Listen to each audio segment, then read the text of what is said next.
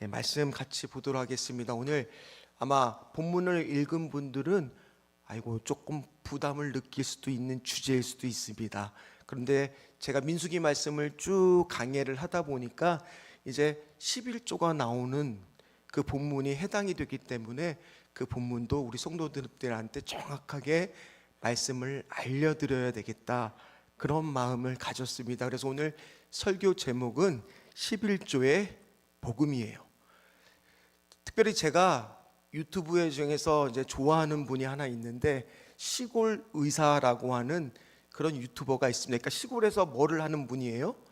의사를 하는 분입니다. 한번 영상, 사진 한 칸 보이시죠? 이분이 이렇게 평상시에 자신의 묵상을 이렇게 올리는, 그냥 평신도예요. 평신도. 아마 안수 집사이거나 장로이신 것 같아요. 그런데 최근에 올린 영상의 제목이 뭐냐면 헌금이 참 어렵다 아입니까? 그러니까 이분이 경상도 분이신 거예요. 그런데 이 요즘에 헌금에 대한 이야기에 대한 오해가 특별히 이런 글들을 통해서 참 많이 있다고 합니다. 왜냐하면 평상시에 이렇게 오늘도 우리가 전도를 했지만 안 믿는 사람한테 교회 가자라고 했을 때 어떤 오해들이 많냐면, 야, 교회 가면 헌금을 해야 되는 거 아니냐, 처음부터. 그리고 또는 어떤 얘기를 하냐, 야, 헌금을 하면 목사님이 다 가져가는 거 아니야? 이렇게 물어본다는 거예요. 제가 얘기한 게 아니라 거기에서 그런 내용이 나옵니다. 그러다 보니까 많은 오해들이 있다고, 이상한 얘기를 한다는데 교회를 조금만 정확하게 건강한 교회를 다녀보면 그게 아니라는 것을 알 수가 있잖아요. 그래서 이분도 그냥 의사가 그냥 의과대학을 나와서 된 게 아닙니다. 해군 군종장교를 거쳐서 회사 생활을 하다가 늦게 의학 전문 대학원을 가서 의사가 된 케이스예요. 근데 이분도 처음부터 헌금을 하려고 하는데 처음에는 급여가 적으니까 헌금하는 게 어렵지 않았대요. 근데 나중에 의사가 되면 어떻게 돼요? 급여가 아무래도 많잖아요. 그 다음부터 손이 떨리더래요. 그만큼 11조를 하는 거 그거 쉬운 거 아닙니다. 굉장한 믿음의 부분들이 있습니다. 특별히 경제 사정이 어려운데, 목사님 꼭 11조를 해야 되나요? 얼마를 어떻게 드려야 옳은 건가요? 반드시 드려야 하는 의무인가요? 아니, 좀 어려운 사람들을 위해서 자선단체나 NGO 그런 단체에 보내면 안 될까요? 막 이런 이야기들이 많이 있다는 겁니다. 그래서 오늘 말씀을 통해서 정확하게 말씀을 드리는데, 오늘 말씀에 특별히 학문적인 배경이 되는 것은요, 제가 존경하는 구약학 교수였던 김지창 교수님이 최근에 어떤 책을 냈느냐, 이 책을 냈습니다. 11조의 복음. 제가 이분한테 이제 구약학을 총신해서 배웠거든요. 지금은 이제 은퇴를 하시고 수영록 교회에서 협동 목사로 섬기고 계시는데, 이분 책을 바탕으로 해서 오늘 설교를 작성을 했습니다. 이분이 이제 서두에서 이렇게 바뀝니다. 이렇게 밝힙니다. 과거에는요, 일주일에 하루를 어떻게 말했느냐, 성일이라 그랬대요. 성일. 들어보셨죠? 거룩한 날이라고 해서 주님의 날이라 그래서 구별하여 지켰고요. 또 주님께 드리는 것들에 대해서는 소득의 10분의 1을 하나님의 소유이기 때문에 성물이다, 즉 거룩한 예물이다라는 표현을 썼는데, 어느 순간부터 이 개념이 약해졌다는 거예요. 그래서 주일 같은 경우에도 내 마음대로 자유롭게 쓸 수 있는 날, 11조는 내가 얼마든지 처분할 수 있는 나의 소유물처럼 세속주의가 지금 교회에 들어왔다라고 지적하고 있습니다. 예전에는 보통 교회에 가면 11조를 하는 비율이 대략 30%에서 40% 사이였다라고 합니다. 그런데 지금 가만히 보니까 그 비율이 점점 떨어지고 있대요. 심지어 한국 교회에서 지금 대략적으로 평균에, 이분이 교수님이 조사한 바로는 한 소득의 5% 정도를 헌금하고 있는 게 현실이라고 합니다. 그러면서 목사가 이렇게 현금 설교를 하면 오해를 한다는 거예요. 야, 우리 목사님 돈을 좋아하시나 보다. 뭐 돈은 싫어하는 사람이 어디 있겠습니까? 그러나 그런 의미로 지금 드리는 것이 아닙니다. 그러다 보니까 11조를 다르게 해석하는 것들이 많다는 거예요. 한번 이거 들어보셨을 거예요. 11조는 구약의 율법이다, 신약에서는 폐지되었다. 이런 말 들어보신 적 있으세요? 특히 우리 청년들 아마 들어보셨을지도 몰라. 신약에서는 11조는 물론 헌금에 나오지도 않는다. 신약에는 레위인이 없으므로 11조를 굳이 교회에 할 필요가 없고 선교단체나 NGO에 내도 된다. 구약에는 절기 11조와 자선 11조가 있는데, 따라서 가족끼리 식사하는 비용이나 자선 비용으로 11조를 떼도 된다. 이런 것들이 유튜브를 통해서 무분별하게 이렇게 퍼지고 있고, 많은 젊은 사람들이 그거를 그대로 받아들이고 있다라는 겁니다. 레위기 27장에 보면 분명히 뭐라고 말하냐, 11조는 하나님의 소유이고 성물이다라고 말하고 있어요. 당연히 드려야 된다라고 나옵니다. 특별히 민수기 18장은 자, 그럼 하나님이 11조가 필요하세요, 안 필요하세요? 그 예물이 안 필요하시잖아요. 그런데 민수기 18장의 중심은 그럼 그렇게 드린 11조를 어떻게 쓸 것인가가 나와 있는 본문이 오늘 우리가 읽은 민수기 18장이라는 겁니다. 우리는 이렇게 생각을 합니다. 레위 지파라는 것은 땅을 뭐로 받지 않았습니까? 기업으로 받지 않았어요. 그러다 보니까 소유가 없기 때문에 단순하게 11조를 땅 대신에 대신 주었다라고 생각할 수가 있는데, 이거는 오늘 본문의 말씀을 통해서 우리가 정확하게 알아야 돼요. 그냥 그렇게 땅을 주지 않았기 때문에 그들도 먹고 살아야 되니까 11조를 그냥 단순하게 준 것이 아니라는 겁니다. 먼저 오늘 말씀의 배경을 이야기 앞서서 계속 민수기 말씀을 우리가 보고 있지만은, 고라 자손이 모세의 리더십에 도전을 하죠. 그리고 르벤의 사람들과 함께 반란을 일으켰는데 그들이 나중에 어떻게 됩니까? 고라 자손들은 싱콜 같은 곳에 다 떨어져서 죽죠. 그리고 르벤 지파는 분향하다가 그 불에 맞아서 또 250명이 죽습니다. 그러니까 그들이 죽고 나니까 이스라엘 백성들이 그들의 죽음을 누구 탓으로 돌렸죠? 모세와 아론 탓으로. 그래서 하나님이 연병을 내려서 무려 14,700명이 죽었다. 이거 우리 다 공부하고 같이 말씀을 통해서 확인한 내용입니다. 그러다 보니까 백성들 안에 어떤 마음이 생겼느냐, 갑자기 하나님이 무서운 거예요. 성소로 가기에도 두려워지기 시작한 거예요. 그래서 민수기 17장의 마지막 12절 13절 말씀을 보면 한번 같이 읽도록 하겠습니다. 이스라엘 자손이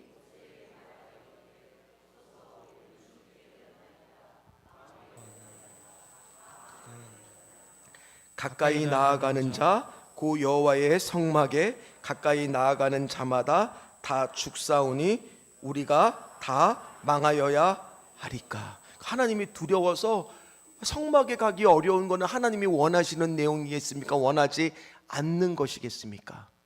않는 부분이잖아요.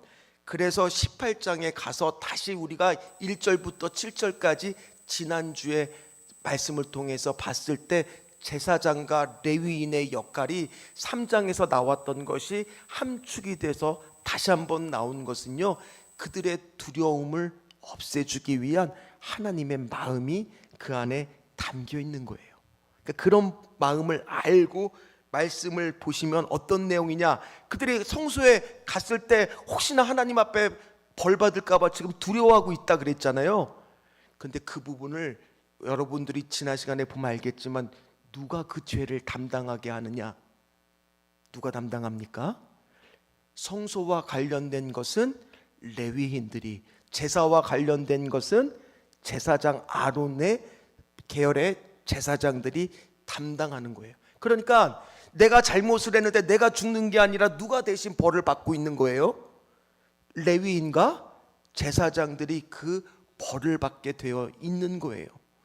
그러다 보니까 백성들 입장에서는 그 18장 1절에서 7절 말씀을 읽을 때 굉장히 위로가 됐던 거예요. 내가 비록 실수를 하고 부족한 모습을 보였는데 누가 대신 처벌을 받는다고요? 제사장들과 레위인들이요. 그러니까 이건 안정잔치가 되니까 이제는 두려워하지 않고 뭐 할 수가 있는 겁니까? 성소로 나갈 수가 있게 된 겁니다. 그러니 그들의 입장에서는요, 제사장들과 레위인들이 책임을 다하는 모습이 되었을 때 얼마나 안심이 되는지, 고마운 겁니다. 감사한 겁니다. 그만큼 반대로 레위인과 제사장들은 어떻습니까? 만약에 제사장이 요즘 시대의 목사라고 가정을 한번 해보세요. 그러면 예배를 잘못 드리면 누가 대신 혼나고 죽음을 당할 수 있는 거예요? 그런 거예요. 목사가 죽을 수도 있는 거예요. 그 당시를 비교해서 말씀을 드리면, 그러면 목회가 쉬운 겁니까? 여기 목회가 쉬운 것 같잖아요. 어려운 겁니까? 그래서 오늘 설교를 준비하면서 약간 이제 힘을 주면서 설교를 하려고 그래요. 제가 목회가 그만큼 어려운 겁니다. 특별히 어떤 목사님이 설교 시간에 이런 예화로 말씀을 하더라고요. 태국에 성도들이랑 다 사람들이 관광을 간 거예요. 그러니까 태국에 가면 뭐가 유명하느냐? 코끼리 쇼가 있다고 합니다. 근데 사람들이 궁금해서 갑자기 만든 이야기겠지만 코끼리가 눈물을 흘리면 우리 그 사람한테 10만 원씩을 다 주자 그랬다는 거예요. 많은 사람들이 다 코끼리를 한번 눈물 쏟게 하려고 했는데 아무도 성공을 못했는데, 한 사람이 코끼리 귀에다가 소탁소탁소탁 됐더니만 갑자기 코끼리 눈에서 닭똥 같은 눈물이 뚝뚝 떨어지더라는 거예요. 사람들이 대단하다고 10만 원씩을 다 줬어요. 그래서 궁금하잖아요. 아니 도대체 무슨 말을 했길래 10만 원씩을 줬냐고 코끼리가 눈물을 쏟을 수가 있냐고 물어봤잖아요. 그러니까 그분이 하는 말이, 나 한국에서 목회한다. 그러니까 그냥 눈물이 쏟는 거예요. 그 다음에 두 번째, 안 되겠다. 그럼 이번에 코끼리가 아빠를 들면은 이건 더 어려운 거니까 20만 원씩 줍시다. 그랬다는 거예요. 또 사람들이 다 했는데 안 되는 거예요. 근데 그 눈물을 쏟은 사람한테 그 사람이 또 코끼리 귀에다가 소탁소탁소탁 되니까 코끼리가 아빠를 탁 드는 거예요. 그래서 또 사람들이 20만 원씩 주면서 궁금하잖아요. 아니 도대체 무슨 말을 했길래 코끼리가 저렇게 아빠를 드냐고. 그러니까 그 사람이 뭐라 그랬는지 아십니까? 너도 나랑 같이 가서 한국에서 목회할래? 안 한다고. 그만큼 목회가 쉽지 않고, 그 당시에 제사장들과 레위인도 목숨을 걸고 그거를 하는 거였다라는 겁니다. 특혜를 누리는 것이 아니라 그에 따른 책임이 막중했다라는 것을 오늘 말씀을 통해서 확인할 수가 있는 거예요. 그러니까 이스라엘 백성들을 책임질 의무가 누구한테 있는 거냐? 제사장들과 레위인들, 특별히 제단에 관한 모든 직무들은 제사장들이 맡고, 이를 위해서 돕기 위해서 레위인들이 선물과 같이 주어졌다라고 말하고 있습니다. 자, 오늘 그렇기 때문에 그럼 제사장들의 입장에서는요, 목숨 걸고 하는 일이니까 얼마나 그들도 걱정과 염려들이 많겠습니까? 오늘 19절을 통해서 제사장들을 우리 하나님께서 위로해 주십니다. 자, 19절 말씀을 보면 어떤 말씀이 있느냐? 중간에 보면 모든 성물은 내가 영구한 몫의 음식으로 너와 내 자녀에게 주노니. 자, 그 얘기는 뭐냐? 제사장들한테 뿐만 아니라 제사장들에 속해 있는 아들, 딸들에게도 오늘 그것들이 돌아간다는 거예요. 그러니까 제사장의 직무를 네가 충성을 다해 감당하면 그 직무를 맡은 그 가정을 하나님께서 뭐 한다는 내용입니까? 책임을 지신다는 거예요. 그 자녀들까지요. 그리고 나서 그것이 바로 영원한 깨지지 않는 소금 언약이다.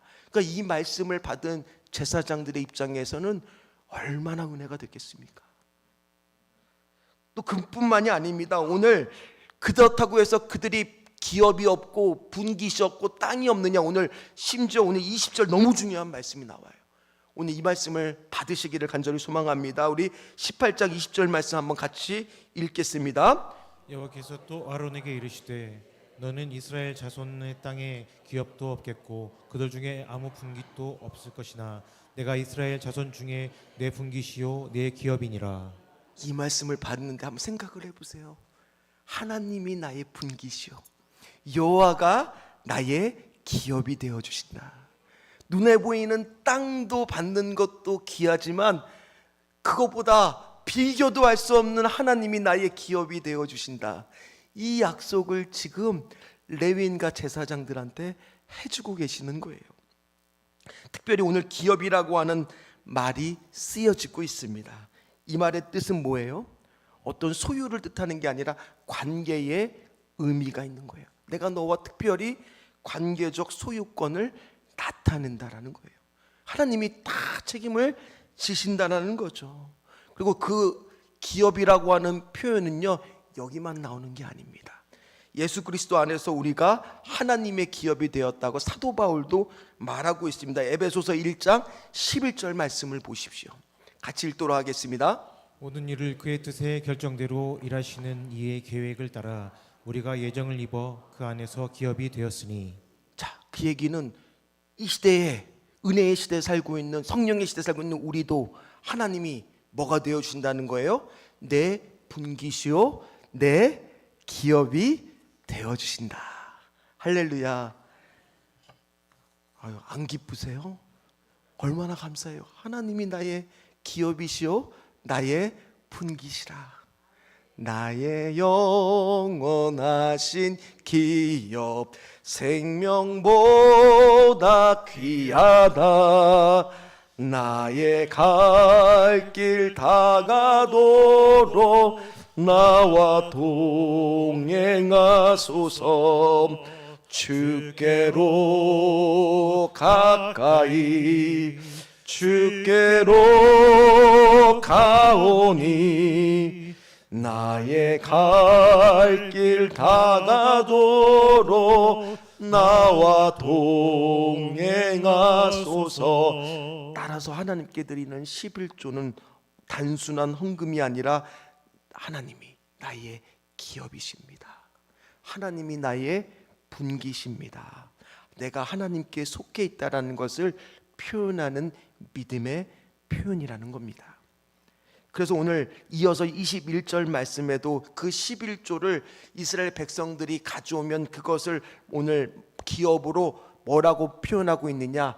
다 하나도 남김없이 다 주어서 레위인들을 다 준다는 거예요.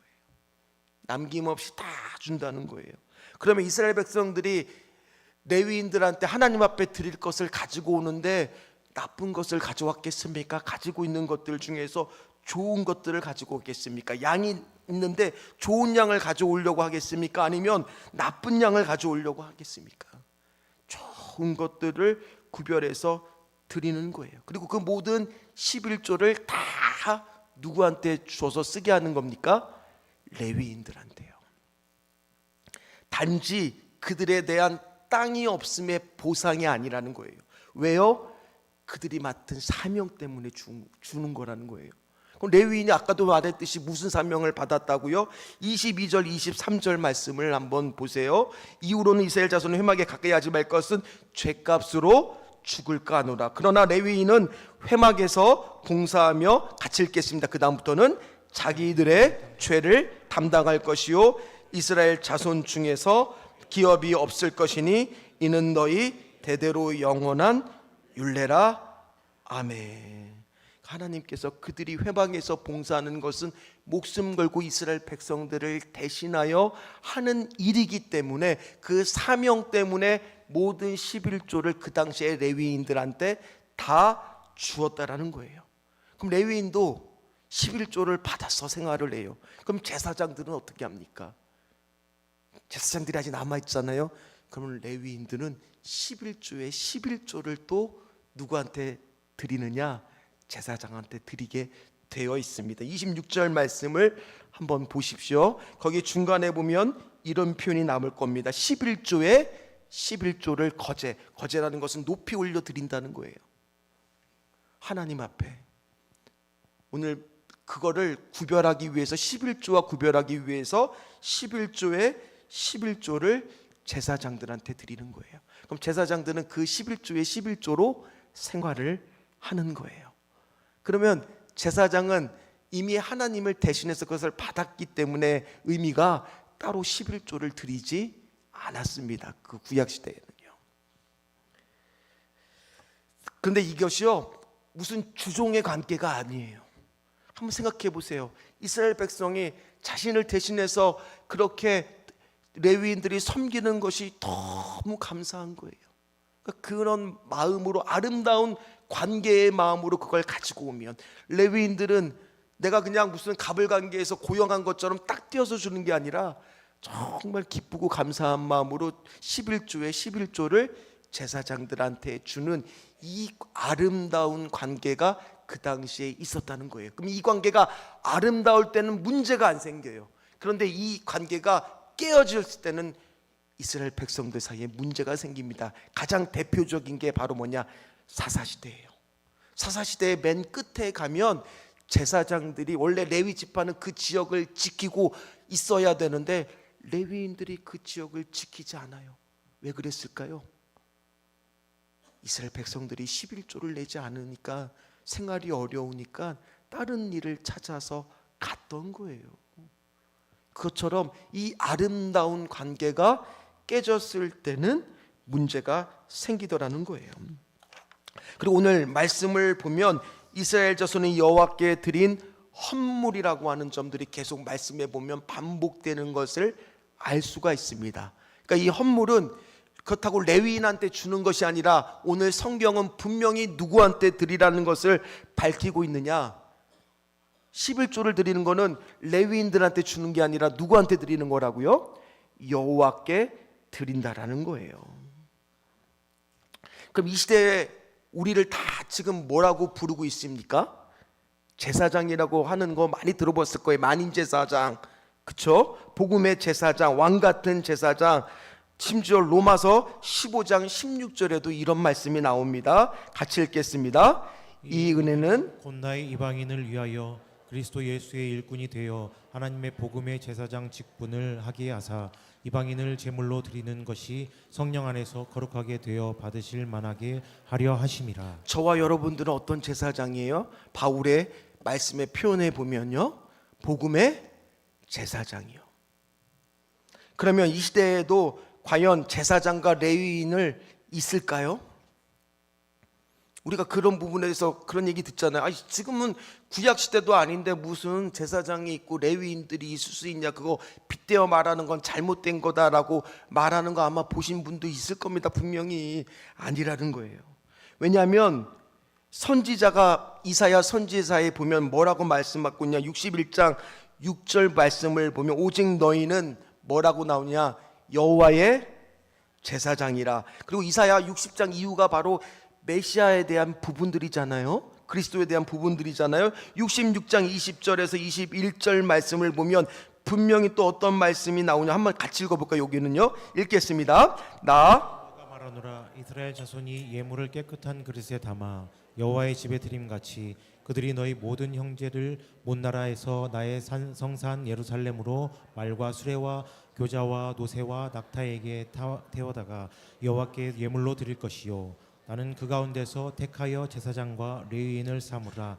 지금 여호와의 이사야 말이니라. 선지자가 뭐라고 말하냐, 이방인들을 대상으로 앞으로 복음이 전해지겠는데 그 가운데에서도 뭐를 뽑겠다고 말씀하고 계시는 거예요? 제사장들을요, 레위인들을요. 그러면 신약 시대, 이 시대에도 제사장과 레위인은 있다는 얘기예요. 성경에 나와요. 심지어 이사야 56장 6절에서 7절에서는 이방인들 가운데에서도 성전을 직무를 맡겨 만민을 기도하는 집으로 만들 거라는 말씀이 나와 있어요.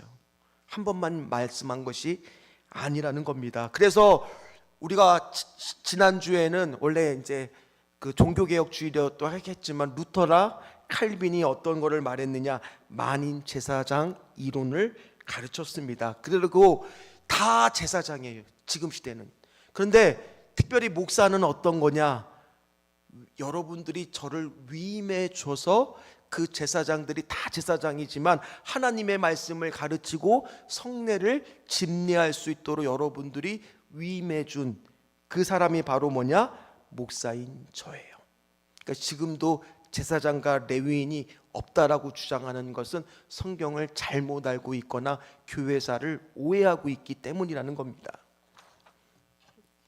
예수님도요, 복음을 전하는 자들은 복음으로 먹을 거라고 말씀하셨어요. 전혀 헌금에 대해서 말씀 안 하신 분이 아니에요.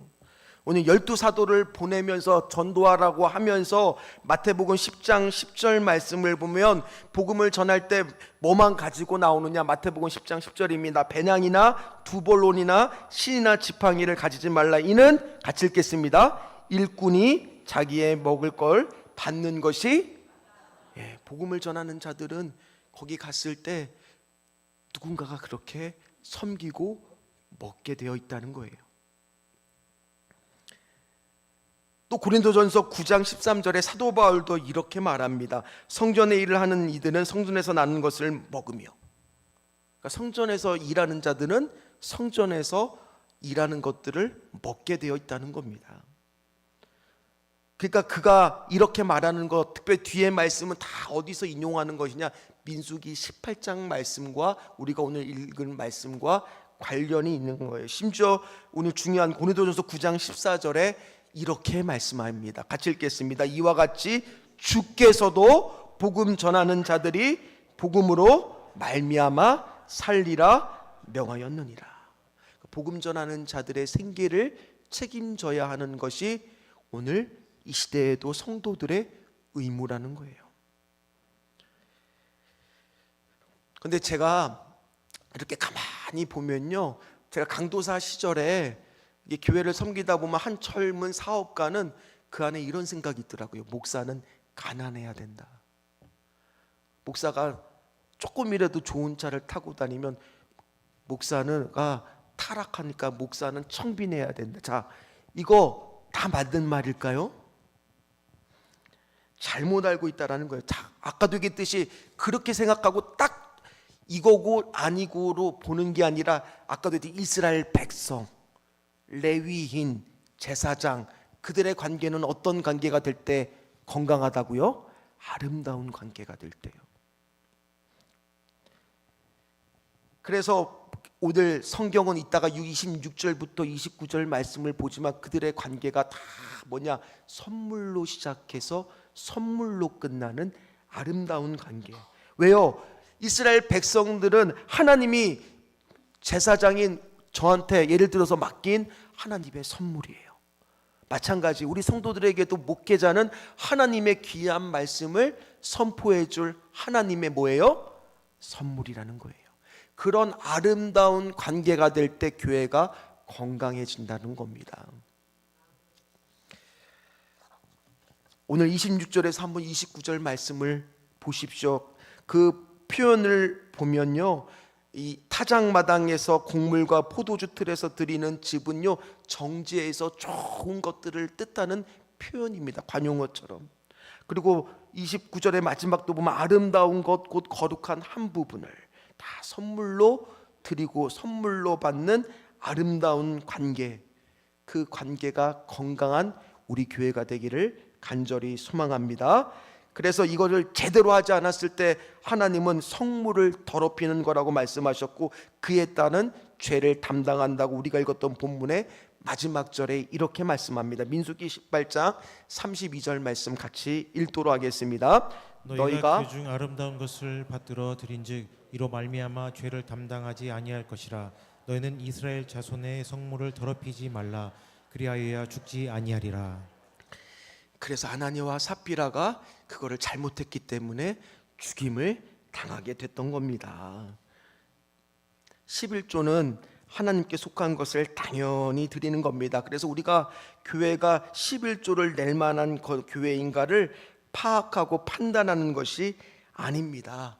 왜냐, 우리가 다니는 교회로부터 여러분들은 예배를 드립니다. 선교를 듣고 양육과 교육을 받습니다. 거기서부터 영적 유익을 얻게 됩니다. 그러면 그곳의 교회에다가 재정적으로 건강해져야 그 교회가 다른 복음을, 건강한 복음들을 계속 전하고 교회 사역을 하는데 쓰여질 수가 있다라는 거예요. 그래서 그런 부분에 대해서 계속 우리 성도님들이 내가 그 부분을 담당하는 하나님의 선물과 같은 존재들이 다 되시기를 주의 이름으로 소망합니다. 그리고 여유가 있으면 다른 종교 단체나 NGO 단체를 도와주는 것이 순서고 질서라는 겁니다. 만일 그런데 교회가 11조와 헌금을 잘못 쓰는 거 같다면 어떻게 해야 될까? 기도하고 그 부분에 대해서 말씀을 드려야 한다는 겁니다. 말씀을 마무리하도록 하겠습니다. 그래서 이 아까 서두에 소개해드린 이 시골 의사라고 하는 유튜버는 오늘 자신이 11조를 나중에 의사가 되고 드릴 때 손이 막 떨리다는 거예요. 그런데 떨린 이유가 두려움이 아니라 감사가 되기를 기도했대요. 그때 11조가 복음이 됐대요. 그러면서 하나님은 제 삶의 주인이 제가 아니라 주님이라는 고백이 바로 11조면서 그렇게 생각하니까 부담이 아니라 이분 고백이 거기서 그래요. 은혜가 되더라는 거예요. 11조는 하나님께 드리는 돈이 아니라 하나님께 속한 사람의 고백이구나. 그런 묵상을 하더라고요. 오늘 여러분들이 다른 거 뭐 많은 말씀들 지식적으로 아는 것보다 여호와가 나의 뭐라고요? 기업이고 분기시구나. 그리고 오늘 11조를 드릴 때마다 그 고백으로 드렸으면 좋겠어요. 하나님이 나의 분기시요 하나님이 나의 기업이십니다. 이 고백이 우리 삶의 중심이 될 때 11조는 율법이 아니라 복음이 될 줄 믿습니다. 의무가 아니라 감사가 될 줄 믿습니다. 계산이 아니라 관계가 될 줄 믿습니다. 오늘도 우리가 드리는 11조 안에 하나님 제 인생의 주인은 주님이십니다 라는 고백이 담기시기를 주의 이름으로 축원합니다. 같이 찬양하겠습니다.